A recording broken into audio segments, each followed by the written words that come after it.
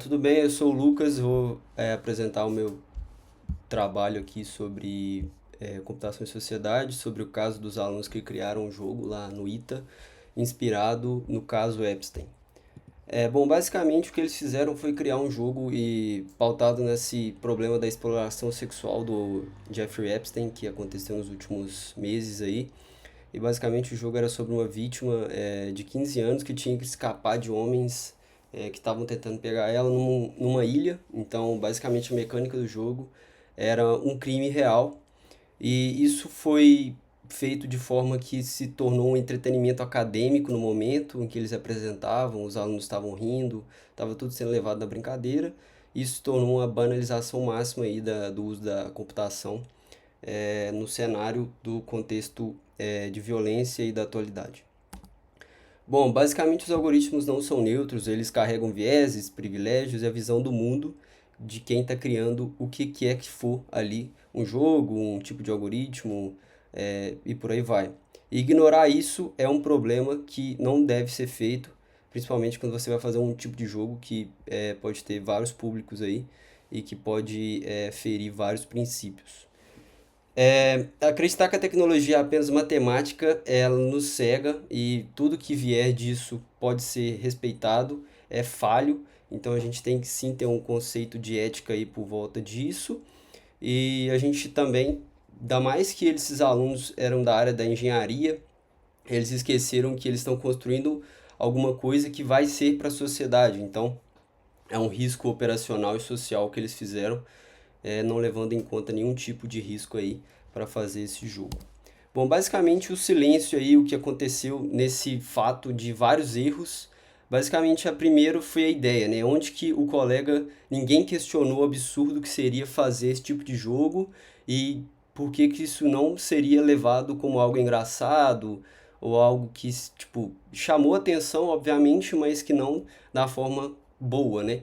Não teve ninguém que veio aqui para falar como o projeto de abuso vira código sem encontrar nenhuma resistência interna.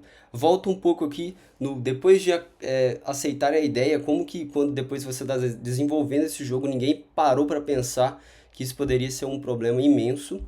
E também o fato de nenhum professor que tenha visto isso não tenha falado nada para aprovar ou não, né, para avaliar esse escopo de jogo que eles estavam criando.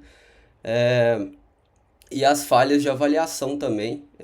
A gente sabe que durante o momento de apresentação ali, os alunos riram e isso foi levado como brincadeira, mas a gente viu que foi bastante sério. Liberdade criativa e a responsabilidade. A falsa liberdade. Alguns invocam a liberdade criativa em projetos acadêmicos como desculpa, então eles extravasam aí muitos aspectos, mas a liberdade de criação não é um passe livre para a irresponsabilidade social ou para a reprodução e banalização de violências extremas, que foi exatamente o que a gente viu nesse caso aí desses alunos que se sentiram livres para criar esse jogo e não pensaram em nenhum momento, nem quando tiveram ideia, nem quando estavam desenvolvendo, que isso poderia ser um problema grave, ainda mais nessa sociedade nossa, que tudo a gente pode levar a discussão na internet e por aí vai, sem nenhum tipo de, de coisas ruins que possam acontecer com essa pessoa, né? Então, inovar de verdade é levar a condição humana e resolver problemas reais da sociedade e não gastar tempo com problemas que vão apenas fazer os alunos da sala rirem ou então tratar de um tema tão delicado como esse. Então, esse foi o problema deles. O reflexo que você quer deixar. Empatia não é só um soft skill acessória, ela é um core skill, habilidade essencial de qualquer desenvolvimento do futuro. Então, o que esses alunos não tiveram foi essa habilidade aí essencial de tentar pegar a computação, e não porque eles podem, né? Porque não tem nada impedindo eles de fazer isso, mas a falta de noção e de ética deles fizeram eles pensarem como a computação de forma acessória para algo muito fútil e problemático. Formular limites da sociedade em que viveremos amanhã. Antes de perguntar como eu programo isso, pergunte a si mesmo por que e para quem eu vou programar isso.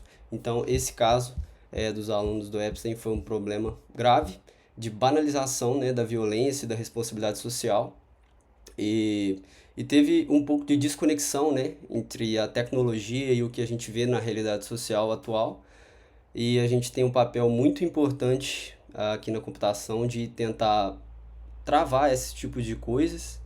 A gente tem alguns conselhos de ética e tal, mas que a gente tenha isso diretamente na nossa formação para que essas coisas não aconteçam.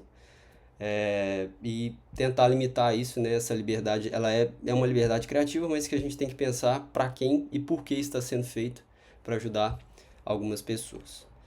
Então é isso.